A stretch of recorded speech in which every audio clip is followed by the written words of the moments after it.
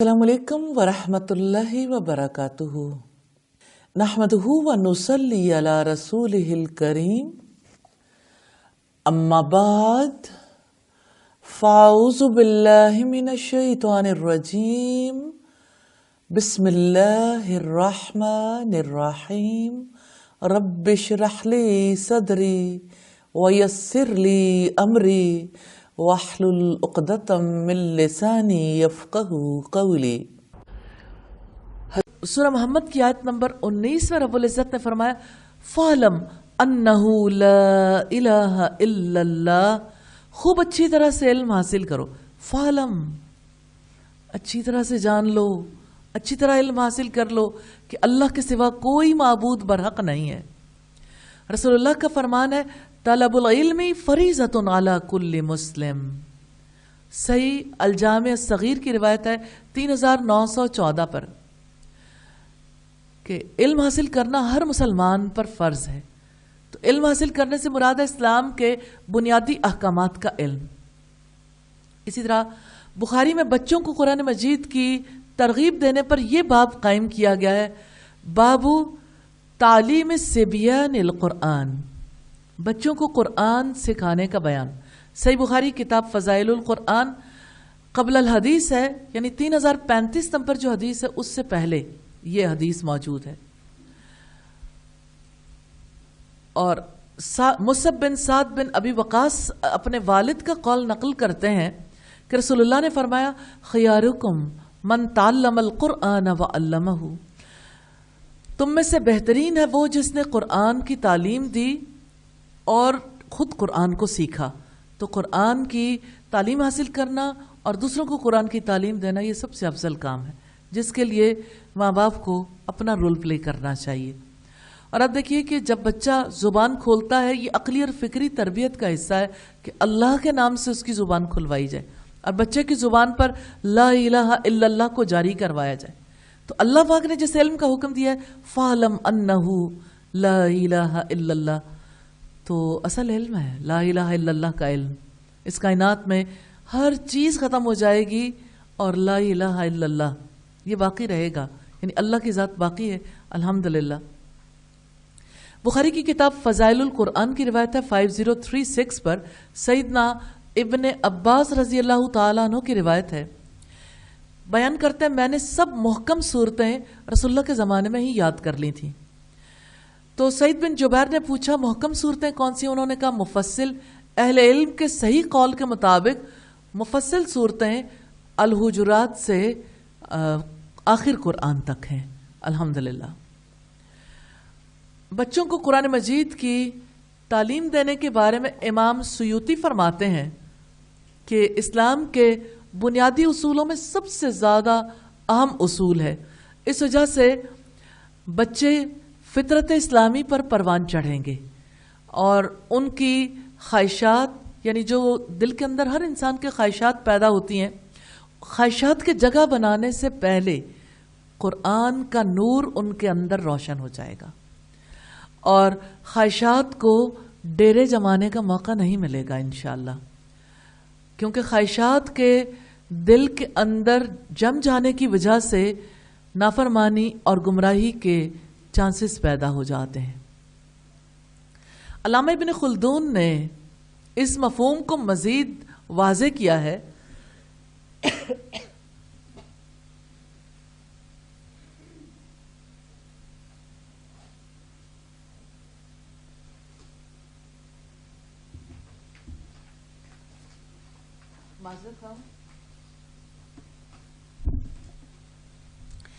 مقدمہ ابن خلدون میں وہ لکھتے ہیں بچوں کو قرآن مجید کی تعلیم دینا اسلام کا ایسا شعار ہے جسے اہل اسلام ابتدا سے ہی اپناتے چلے آئے ہیں۔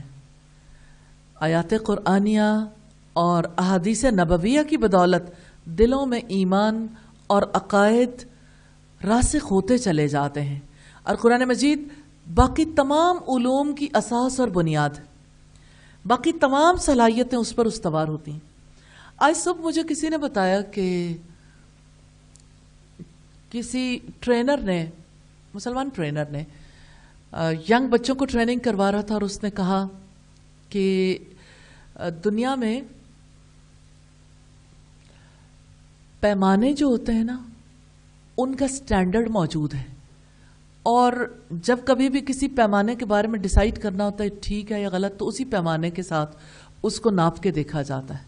پھر انہوں نے کہا کہ فلاں جو فرد ہے نا، شاید موجودہ دور میں کوئی شخصیت گزری ہے کہ فلاں فرد جو ہے وہ ایک پیمانہ ہے، ہر ایک کی بات کو، اس کی سوچ کو، اس کے عمل کو اس کے پیمانے سے ناپ کر دیکھا جائے گا۔ اگر اس کے ساتھ ناپ کر دیکھیں گے ٹھیک ہوا تو وہ ٹھیک ہے، اگر ٹھیک نہیں ہے تو نہ اس کی سوچ ٹھیک ہے، نہ اس کا عمل ٹھیک ہے، نہ اس کی بات ٹھیک ہے، اور اس کی زندگی درست نہیں ہے۔ آپ کیا کہتے ہیں؟ جی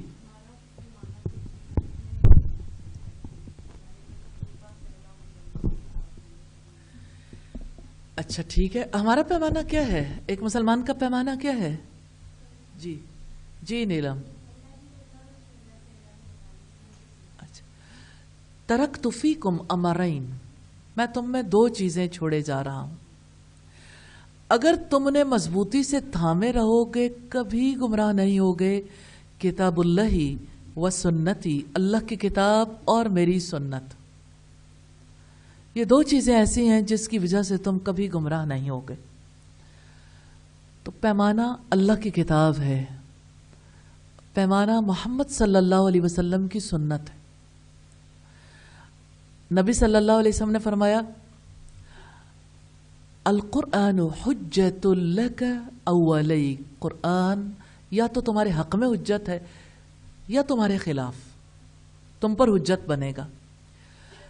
تو کوئی کیسے سوچے، کسی نے کیسے عمل کرنا ہے، کسی نے کیسے گفتگو کرنی ہے، پیمانہ اللہ کی کتاب اور محمد صلی اللہ علیہ وسلم کی سنت ہے۔ الحمدللہ۔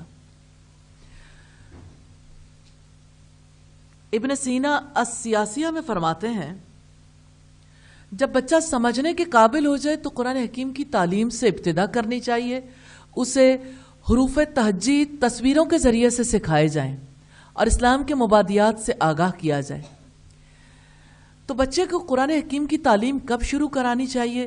ابو عاصم کہتے ہیں میں نے اپنے بیٹے کو 3 سال کی عمر میں یہ چاہا کہ اسے قرآن کی تعلیم دوں تو میں ابن جریج کے پاس لے گیا، اس کی عمر 3 سال سے کم تھی۔ میں نے کہا آپ سے قرآن و حدیث سنتا رہے گا، فرمایا اس عمر میں قرآن و حدیث پڑھنے میں کوئی حرج نہیں ہے۔ بیفور 3 ایئرز قرآن و حدیث سن کر سمجھنے میں کوئی حرج نہیں ہے۔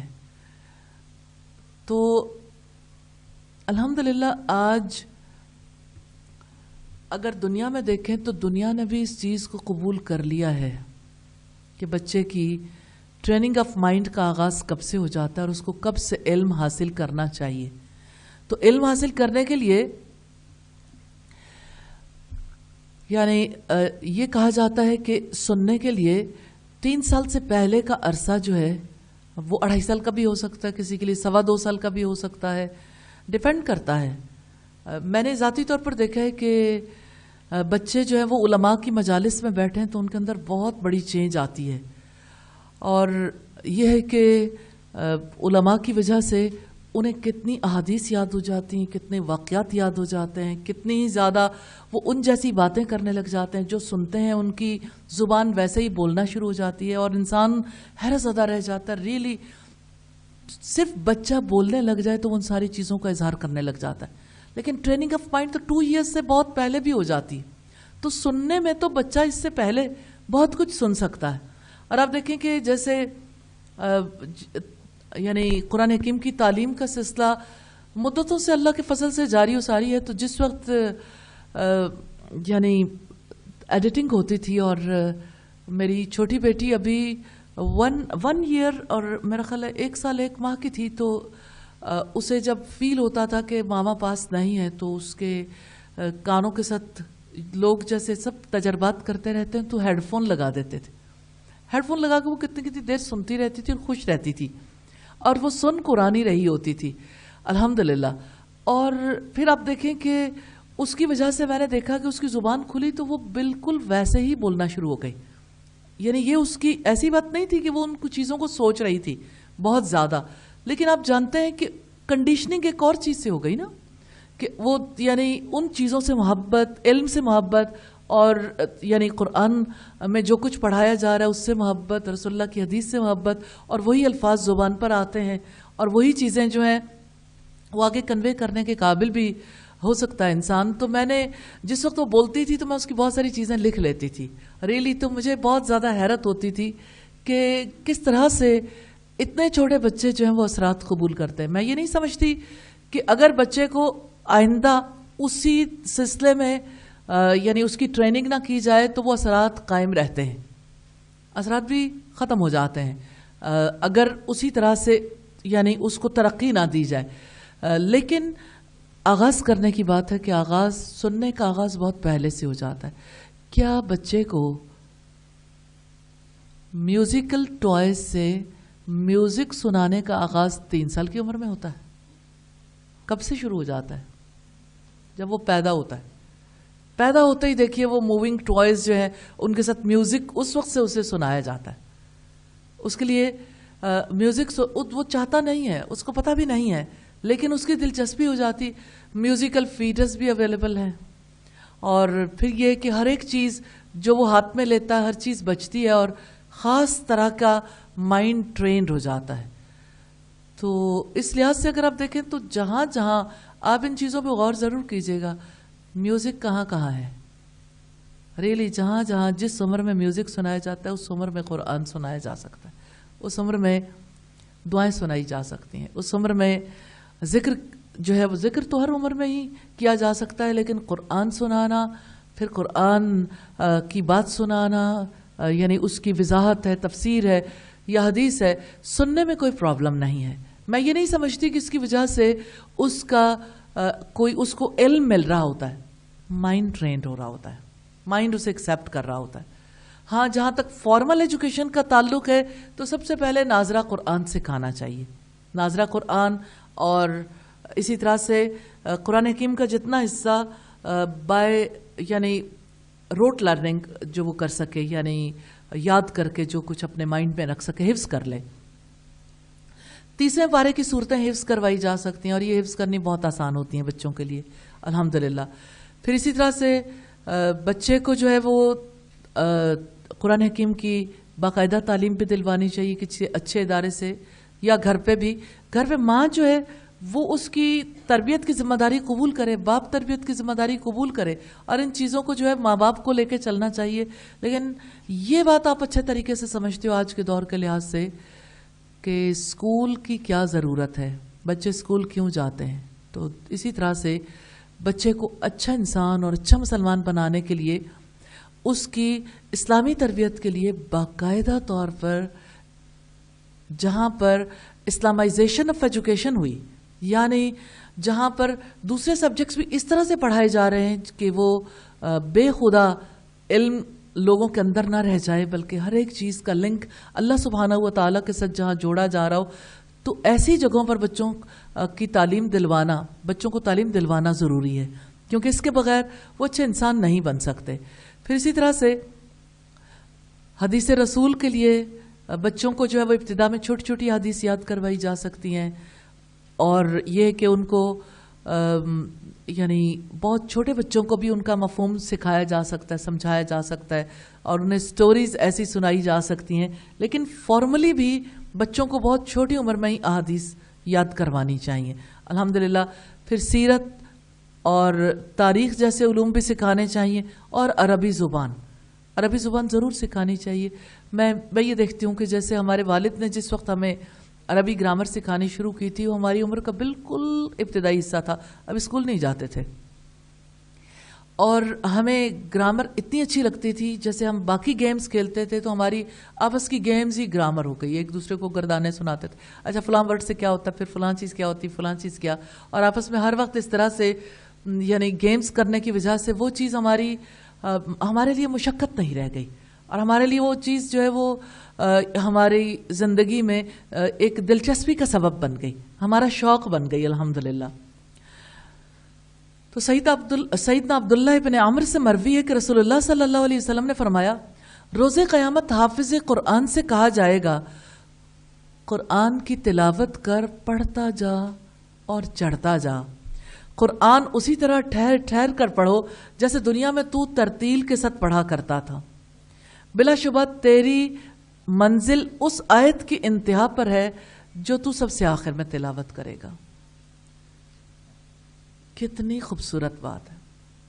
حفظ قرآن کی ابو داؤد کی 1464 نمبر روایت ہے. کم عمری میں قرآن حفظ کرنے والے بچوں کی چند مثالیں ضرور آپ کے سامنے رکھنا چاہتی ہوں.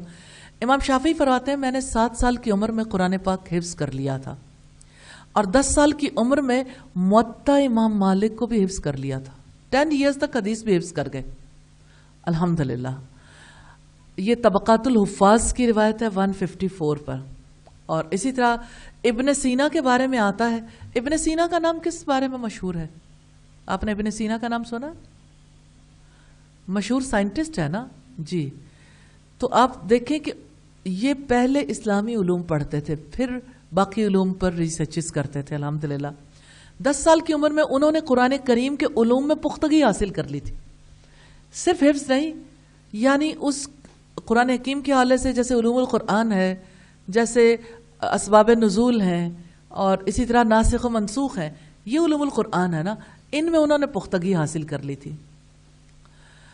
امام نووی کے بارے میں شیخ یاسین بن یوسف فرماتے ہیں میں نے نووی کو 10 سال کی عمر میں نواز شہر میں دیکھا کہ بچے ان کو اپنے ساتھ کھلانا پسند نہیں کرتے.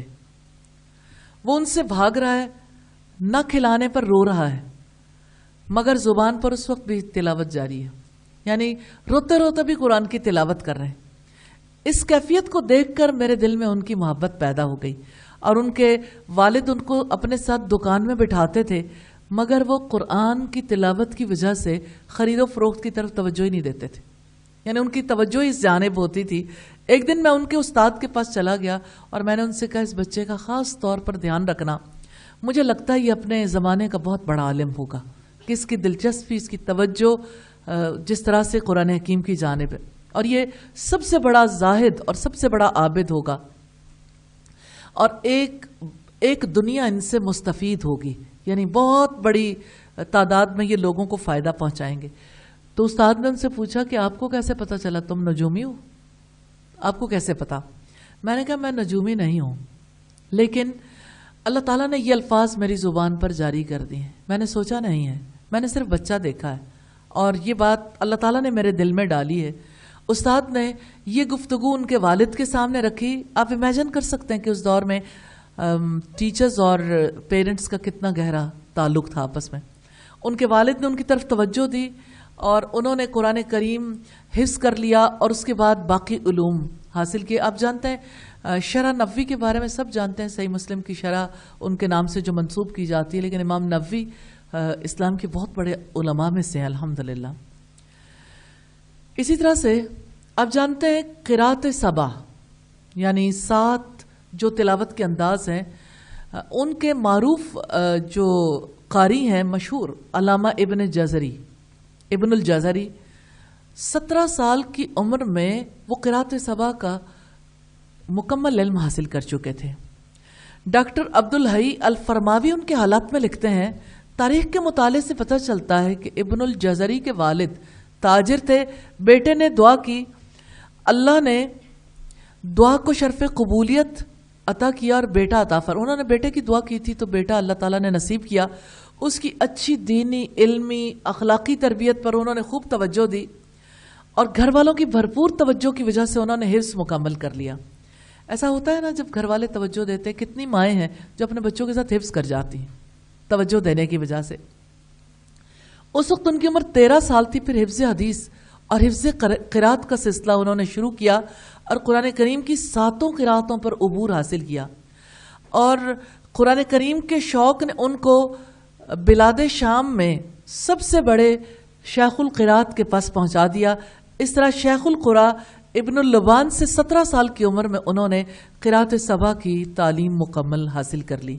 علامہ ابن عابدین شامی کے متعلق ان کے صاحبزادے نے لکھا ہے انتہائی کم عمر میں انہوں نے قرآن کریم کو حفظ کر لیا تھا اور اپنے والد کی وجہ سے یعنی وہ تاجر تھے اور تجارت کی غرض سے مختلف علاقوں میں جاتے تھے، ان کے ساتھ شریک ہو گئے اور انہوں نے تجارت کے طریقے بھی سیکھ لیے۔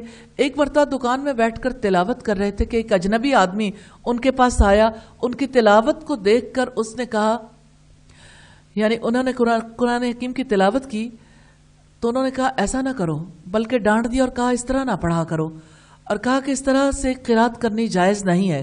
اس کی دو وجہ ہیں، یہ تجارت کا مقام ہے، بیع و شراء کا، یعنی جہاں پہ خرید و فروخت ہوتی ہے، اور لوگ اپنے کاروبار میں مصروف ہیں، تمہاری قرات کو نہیں سنیں گے اور وہ بھی گناہ گار ہوں گے اور تم بھی گناہ گار ہوتے ہو۔ اور دوسری وجہ یہ کہ وہ اس قرات کو نہیں جانتے۔ یہ بات سن کر اسی وقت اس مقام سے اٹھے اور لوگوں سے پوچھا کہ اس وقت کا سب سے بڑا قاری کون ہے؟ ان کو بتلایا گیا کہ اس وقت شیخ سعید الحموی جو ہیں سب سے بڑے قاری ہیں۔ سیدھا ان کے حجرے میں پہنچ گئے اور کہا کہ مجھے آپ تجوید اور قرات کے احکامات بتا دیجئے، سکھا دیجئے۔ یہ اس وقت اس دور کا واقعہ جب ابھی وہ بالغ نہیں ہوئے تھے، تو انہوں نے المیدانیہ، الجزریہ، الشاطبیہ بہت پختگی کے ساتھ اور بہت توجیہات کے ساتھ پڑھی۔ تو الحمدللہ یعنی جن لوگوں نے محنت کی، پھر اب دیکھیں کوئی چیز ایسی ہوتی ہے نا، سم ٹائمز کوئی کسی کو روکتا ہے تو اس کے اندر سے ریاکشن ابھرتا ہے، اگر وہ ریاکشن پازیٹیو ہو تو یہ ایک بہت بڑی پاور ہے جس کی وجہ سے لوگ آگے کے علوم سیکھتے ہیں۔ الحمدللہ یہ آگے کوئی کام کرنے کے قابل ہوتے ہیں۔ ابھی مجھے کسی نے بتایا کہ میرے اسٹوڈنٹ تھے یونیورسٹی میں، اور یعنی میں جب انہیں دیکھتی تھی تو ان کو یعنی میں کہتی تھی کہ آپ کچھ نہیں کر سکتے، کیونکہ دلچسپی نہیں تھی علم میں۔ تو اس بچے نے یونیورسٹی میں اس کو اپنے لیے چیلنج بنا لیا۔ اس نے صرف ماسٹرز نہیں کیا بلکہ باہر جا کے پی ایچ ڈی کی، اور جب اس کی پی ایچ ڈی کمپلیٹ ہوئی تو اس نے اپنے استاد سے کانٹیکٹ کیا کہ آپ کو اللہ تعالیٰ جزائے خیر دے کہ آپ نے میرے اندر وہ آگ لگائی تھی جس کی وجہ سے میں آج اس قابل ہو گیا۔ سم ٹائمز نیگیٹیولی بھی لوگ موٹیویٹ ہو جاتے ہیں اور اس کا بھی بہت اثر ہوتا ہے۔ تو اس دور میں لوگ میں اس موڑ پر یہ بھی کلیئر کرنا چاہتی ہوں کہ ہمارے یہاں کچھ لوگوں کو غلط فہمی ہو گئی اس طرح کی باتوں کی وجہ سے، جنہوں نے لوگوں کو تلاوت کرنے سے روک دیا کہ آپ ابھی تجوید اچھی نہیں پڑھ سکتے ہو۔ میں یہ سمجھتی ہوں کہ قرآن حکیم کو خوبصورت انداز میں پڑھنا اور درست انداز میں پڑھنا بہت ضروری ہے، لیکن جو اٹکتا ہے اور تلاوت کرتا ہے کیا اس کا دوہرا اجر نہیں ہے؟ ایک خاتون نے مجھے بتایا کہ 1 سال ہو گیا مجھے کسی تجوید کی ٹیچر نے کہا تھا، کوئی یعنی خوب اچھے طریقے سے تجوید کا علم رکھتی ہیں، انہوں نے کہا کہ آپ قرآن نہیں پڑھ سکتے، تو میں نے اس وقت سے تلاوت چھوڑ دی۔ کسی نے مجھے بتایا مجھے 3 مہینے ہو گئے میں تلاوت نہیں کر رہی، کیونکہ انہوں نے کہا جب تک آپ یعنی قرات کا علم حاصل نہیں کر لیتے اس وقت تک آپ تلاوت نہیں کر سکتے۔ تو یہ درست نہیں ہے، یہ اصلاً اسلام کے بنیادی اصولوں کے بھی خلاف ہے کہ آپ کسی کو اللہ تعالیٰ کے ساتھ کنیکٹ ہونے سے ہی روک دیں، کیونکہ تلاوت نہیں ہوگی تو شیاطین کو اور زیادہ موقع مل جائے گا، اور اس طرح سے کوئی جو ہے وہ اللہ تعالیٰ سے کتنا دور چلا گیا اس کو بھی اس کا صرف جواب دہی نہیں کرنی ہوگی، اس کا یہ اس کے بھی اعمال نامے میں لکھا جائے گا کہ اللہ کی کتاب سے روکنے والا کون تھا۔ تو توجہ دلانی چاہیے کہ اور زیادہ اچھے انداز میں پڑھنا سیکھیں بجائے اس کے کہ پڑھنے سے ہی روک دیں۔ ابراہیم بن سعید الجوہری کہتے ہیں میں نے 4 سال کے بچے کو قرآن پڑھتے دیکھا جس کو مامون کے دربار میں لایا گیا۔ سمجھ کے لحاظ سے ایسا تھا جب بھوک لگتی تھی تو رو پڑتا تھا اور قرآن جو ہے وہ پورا آتا تھا۔ الکفایہ کی روایت ہے 116 سے 117 پر۔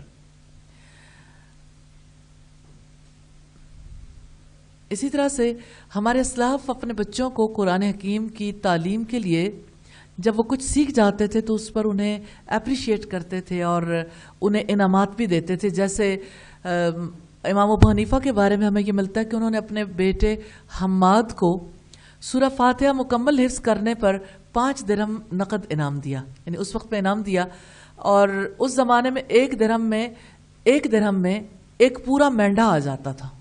اس سے آپ اندازہ کر سکتے ہیں۔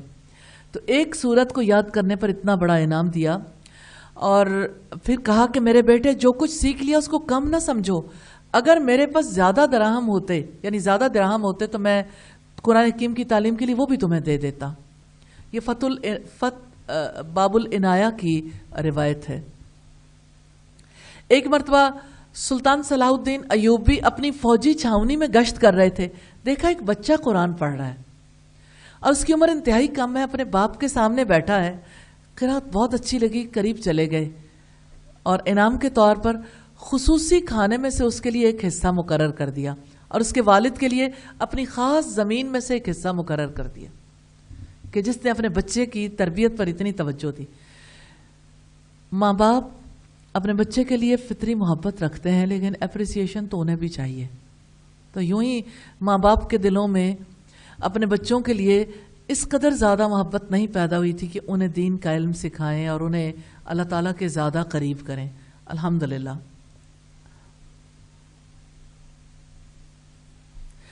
اسی طرح ہم دیکھتے ہیں بچے کو احادیث اور سنتیں یاد کروانی چاہیے۔ سنت کیا ہے؟ محمود بن ربیع کہتے ہیں میں نے حسن بن علی سے پوچھا آپ کو رسول اللہ کے الفاظ میں سے کچھ یاد ہیں؟ کہتے ہیں ہاں میں نے آپ کے یہ مبارک الفاظ یاد کر دیے، دع ما یریبک الی ما لا یریبک، کہ آپ جس کام میں شک محسوس کرتے اس کو چھوڑ دو اور اس کو اپنا لو جس میں شک نہیں ہے۔ فإن الصدق طمانینہ، کہ صدق جو ہے نا سچائی وہ طمانیت ہے، اور کذب جو ہے وہ شک ہے، جھوٹ شک ہے۔ حضرت سمرہ بن جندب فرماتے ہیں نبی صلی اللہ علیہ وسلم کے عہد مبارک میں چھوٹا تھا، آپ کے الفاظ اور احادیث کو میں یاد کر لیا کرتا تھا اور وہ مجھے بولنے سے نہیں روکتے تھے، میں جہاں ہوتا تھا بڑے چھوٹے ہر طرح کے افراد کے سامنے وہ الفاظ دہراتا رہتا تھا۔ ابن عباس کہتے ہیں کہ میں اپنی خالہ میمونہ کے گھر میں رات گزارنے گیا۔ حضرت ابن عباس کی خالہ کا گھر کون سا تھا؟ نبی صلی اللہ علیہ وسلم کا گھر۔ میں نے دیکھا مؤذن آپ صلی اللہ علیہ وسلم کے پاس آیا، آپ مسجد کی طرف تشریف لے گئے، آپ کی زبان مبارک پر یہ دعا تھی، اور سیدنا عبداللہ ابن عباس نے وہ دعا یاد کر لی کہ آپ جانتے ہیں وہ کون سی دعا تھی؟ اللہم اجعل فی قلبی نورا۔ کتنی پیاری دعا ہے، اے اللہ میرے دل کو نور بنا دے، نور سے بھر دے، اور میری آنکھوں کو نور بنا دے، میرے کانوں کو نور بنا دے، میری زبان کو، میرے آگے نور، میرے پیچھے نور، میرے دائیں نور، میرے بائیں نور۔ اللہم اعظم لی نورا، کہ اللہ نور کو میرے لیے بہت بڑا بنا دے۔ صحیح ابن خزیمہ کی روایت ہے۔ اسی طرح ایک روایت میں ابو جحیفہ فرماتے ہیں میں نے مقام ہاجرہ میں آپ صلی اللہ علیہ وسلم کو وضو کرتے دیکھا، لوگ آپ کے بچے ہوئے پانی کو حاصل کرنے کے لیے ایک دوسرے سے آگے نکل رہے تھے۔ پھر ظہر کی نماز 2 رکعت پڑھائی، عصر کی نماز بھی 2 رکعت ہی پڑھائی۔ یعنی ایک چھوٹا بچہ ہے جو نبی صلی اللہ علیہ وسلم کو دیکھ رہا ہے اور کس طرح سے ایک ایک عمل کو دیکھ کر لوگوں کے سامنے اس کا تذکرہ بھی کر رہا ہے۔ اسی طرح سے امام ابن تیمیہ کے بچپن کا واقعہ ہے، حفظ حدیث کا عجیب واقعہ ہے۔ احمد عبد الہادی مناقب شیخ الاسلام ابن تیمیہ کے میں لکھتے ہیں پورا دمشق ابن تیمیہ کے حیرت زدہ کرنے والے قوت حافظہ، ذکاوت اور ذہنی تراوت سے اچھے طریقے سے واقف تھا اور حیران تھا۔ حلب سے ایک عالم کو دمشق آنے کا اتفاق ہوا، انہیں پتہ چلا یہاں ایک ایسا بچہ ہے جس کا حافظہ بے انتہا، یعنی اس کے حافظے کا اندازہ ہی نہیں لگایا جا سکتا اس کا کیسا حافظہ ہے، عقل کو حیران کر دینے والا ہے۔ اس کا نام احمد بن تیمیہ ہے۔ اس سے ملاقات کا شوق ہوا۔ وہ کہتے ہیں میں اس کو دیکھنے کے لیے چلا، ایک دکاندار نے کہا مدرسے کے بچے یہاں سے گزرتے ہیں، ابھی وہ گزرے نہیں ہیں، جب وہ بچہ آئے گا میں آپ کو بتا دوں گا۔ کہتے ہیں تھوڑی دیر وہ عالم بیٹھے کہ دکاندار نے ایک بچے کی طرف اشارہ کیا، یہ وہ بچہ ہے۔ اس دور کے لوگ تو جانتے تھے، لیکن آج بھی لوگ جانتے ہیں کہ وہ بچہ کیسا تھا، الحمدللہ۔ کہتے ہیں کہ میں نے بچے کو آواز دی اور اس کے ہاتھ میں تختی تھی، اس پر حدیث لکھی ہوئی تھی۔ کہتے ہیں میں نے تختی اس سے لے لی، اس میں لکھی ہوئی حدیثوں کو مٹایا اور ان سے کہا جن کو میں نے مٹا دیا وہ حدیث سناؤ۔ یہ ایسے ٹیسٹ مائیں لیتی رہتی ہیں اور ٹیچرز بھی لیتے رہتے ہیں۔ بچے نے بڑی بے تکلفی سے ساری حدیث سنا دی۔ پھر میں نے کہا میں کچھ حدیث آپ سے املا کرواتا ہوں، ان کو لکھ لو۔ میں نے چند حدیث لکھوائیں، اس پر ایک نظر ڈال کر میں نے بچے سے کہا کہ بغیر نظر دوڑائے، یعنی میں نے نظر دوڑا لی کہ میں نے کون کون سی احادیث لکھوائیں، اور میں نے بچے سے کہا آپ احادیث سنا دو، تو اس نے یوں حدیث سنائی جیسے اس نے بڑی محنت کے ساتھ احادیث کو یاد کیا، حالانکہ انہوں نے صرف یعنی اسے لکھا تھا اور لکھوانے والے نے لکھوایا تھا. کہتے ہیں میں نے 11 یا 13 احادیث لکھوائیں، سند کے ساتھ ہی لکھوائی تھی. پھر میں نے کہا بیٹے یہ مٹا دو، پھر میں نے چند احادیث کی سند لکھوائی اور اسے سنانے کے لیے کہا تو انہوں نے بڑی عمدگی کے ساتھ سنا دیا. سارا منظر دیکھنے کے بعد شیخ نے کہا اگر یہ بچہ زندہ رہا اس کی بڑی شان ہوگی اور بڑا عظیم آدمی بنے گا اور اس کی مثال دنیا میں نہیں ملے گی. الحمدللہ شیخ الاسلام امام ابن تیمیہ کے بارے میں آپ جانتے ہیں کہ انہوں نے کتنے بڑے کام انجام دیے الحمدللہ، اور آج عقیدے کے اعتبار سے اور ان کے فتاویٰ کے اعتبار سے اور ان کی تفسیر بڑی عمدہ ہے اور نایاب ہے. الحمدللہ ہمارے پاس شیخ الاسلام کی یہ تفسیر موجود ہے اور پورے پاکستان میں یہ تفسیر کسی کے پاس نہیں ہے. اللہ کے فضل و کرم سے اسے حاصل کیا اور یہ ہے کہ اس سے استفادہ بھی کرتی ہوں الحمدللہ. تو یہ تفسیر کس طرح سے یہ آلموسٹ 10 والیومز میں ہے یہ تفسیر الحمدللہ عربی زبان میں. اسی طرح سے ان کی بہت ساری اور تصانیف بھی ہیں. حضرت نظر بن حارث کہتے ہیں میں نے ابراہیم بن ادھم کو کہتے ہوئے سنا، فرماتے تھے میرے والد مجھ سے کہا کرتے تھے میرے بیٹے حدیث یاد کیا کرو، ہر حدیث یاد کرنے پر 1 درہم انعام دوں گا. اچھا کچھ لوگ کہتے ہیں کہ یہ انعام دینا جو ہے وہ درست نہیں ہے، اس طرح تو بچہ لالچ میں پڑ جاتا ہے.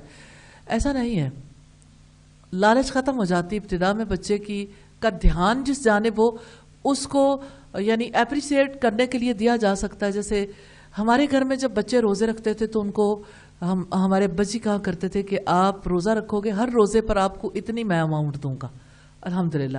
اور رمضان کے آخری دن پر روزہ افطار ہونے سے پہلے وہ ساری اماؤنٹ سب بچوں کو تقسیم کر دی جاتی تھی، کس بچے نے کتنے روزے رکھے، اور سب آ کے اپنے روزوں کے لیے وہ سب کچھ لے رہے ہوتے. اس وقت انہیں تلقین کی جاتی تھی کہ یہ روزہ اللہ کے لیے ہے اور آپ نے رکھا، آپ کو بہت مبارک ہو.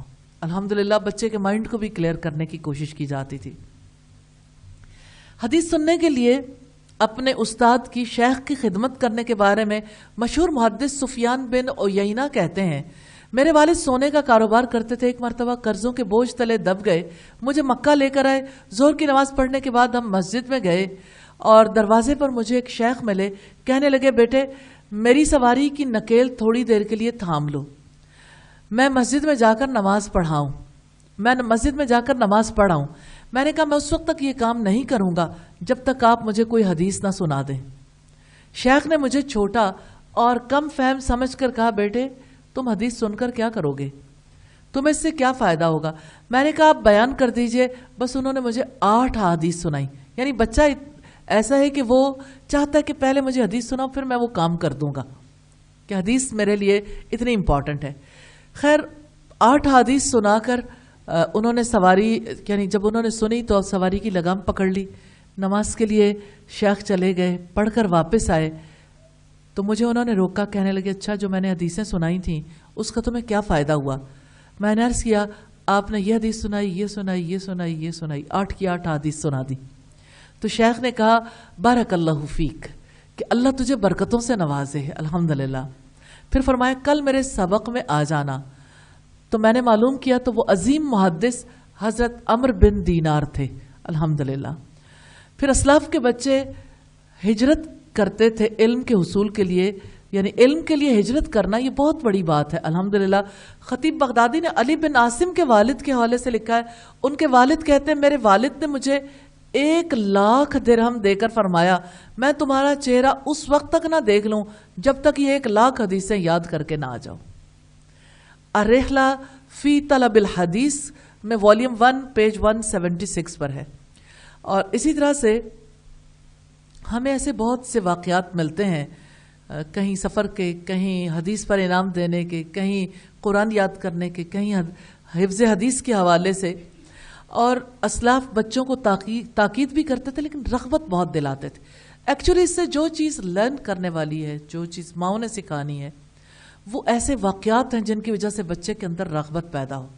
واقعات سنانا بہت زیادہ ضروری ہے. زبیدی کہتے ہیں کہ امام مالک بن انس کی بیٹی آپ سے حدیث کو اخذ کر کے یاد کر لیا کرتی تھی، دروازے کے پیچھے بیٹھا کرتی تھی. امام صاحب کے کسی شاگرد سے غلطی ہو جاتی تو دروازہ کھٹکھٹاتی تھی، جس سے پتہ چل جاتا تھا اور امام صاحب شاگرد سے حدیث دہرانے کو کہتے تھے اور وہ حدیث کریکٹ ہو جاتی تھی. اسی طرح بچے کو عربی زبان میں مہارت سکھانی چاہیے. امام شافعی کی پرورش بچپن میں اسی طرح سے ہوئی تھی کہ وہ عرب قبائل میں رہ کر عربی زبان سیکھتے تھے اور دیگر علماء کے مقابلے میں زیادہ فصیح اللسان تھے اور زیادہ عمدہ طریقے سے عربی بولنے والے تھے. اسی طرح ابو الحسن الماوردی بچوں کے لیے عربی زبان کی تعلیم اور اس کی اہمیت پر روشنی ڈالتے ہوئے کہتے ہیں جب بچہ تعلیم اور تادیب کے قابل ہو جائے. تادیب کو سمجھتے ہیں کیسے کہتے ہیں؟ ادب سکھانا. تو سب سے پہلے قرآن کی تعلیم اور عربی زبان سکھائی جائے. اس لیے کہ عربی زبان وہ زبان ہے جس میں اللہ کی کتاب کو نازل کیا گیا اور دین کا بیشتر اثاثہ جو ہے وہ اسی زبان میں ہے. نبی صلی اللہ علیہ وسلم کی احادیث اسی زبان میں ہے. اسی طرح ہماری جو بنیادی کتابیں ہیں قرآن اور حدیث کے علاوہ وہ سب عربی زبان میں الحمدللہ. اگر کوئی عربی زبان سے ناواقف ہوگا تو اپنے دین سے ناواقف رہ جائے گا. اس زبان میں فصاحت و بلاغت کی انتہا ہے. اس کے الفاظ شیریں ہیں اور اس میں مفہوم کو ادا کرنا دوسری زبانوں کے مقابلے میں زیادہ آسان ہے. اور امام ماوردی ابن سینا کی رائے کی توثیق کرتے ہیں کہ آسان اور سہل ترین عربی کتابوں کو منتخب کیا جائے اور بچوں کو مانوس الفاظ جو ہے وہ سکھائے جائیں، جس کی وجہ سے ان کے لیے عربی زبان سیکھنا آسان ہو جائے گا. اور بچوں کو نحو اور صرف و نحو سکھانے میں مشغول نہیں کرنا چاہیے ابتدا میں. یہ رائے ہے امام ماوردی کی اور ابن سینا کی، کیونکہ اس کی وجہ سے دلچسپی ختم ہو جاتی ہے نا. لیکن پھر آگے چل کے تو انہوں نے فنون سیکھنا ہی ہے. تو زبان کے سیکھنے میں اشعار بہت زیادہ ہیلپ دیتے ہیں، حالات و واقعات بہت ہیلپ دیتے ہیں، اور سٹوریز. یعنی جب ابتدا میں بچہ سیکھ لے پھر عربی زبان میں کچھ فکریں کچھ باتیں جو ہیں اس سے ماں کر سکتی ہے، باپ کر سکتا ہے خود سیکھنے کے بعد. اسی طرح سے عقل کی حفاظت سکھانا بہت زیادہ ضروری ہے. اور عقل کی حفاظت کے لیے بھی پہلی چیز علم حاصل کرنا ہی ہے، کیونکہ علم کے توسط سے عقل کی حفاظت ہوتی ہے. رب العزت نے نبی صلی اللہ علیہ وسلم سے فرمایا تھا وَقُلْ رَبِّ زِدْنِي عِلْمًا، آپ دعا کریں کہ اے میرے رب مجھے علم میں زیادہ کر دے. اور نبی کریم کا یہ ارشاد گرامی ہے طلب العلم فریضۃ علی کل مسلم. ہم اس کو پہلے بھی دیکھ چکے. سبحانک اللہم وبحمدک نشہد ان لا الہ الا انت نستغفرک ونتوب الیک. السلام علیکم ورحمۃ اللہ وبرکاتہ.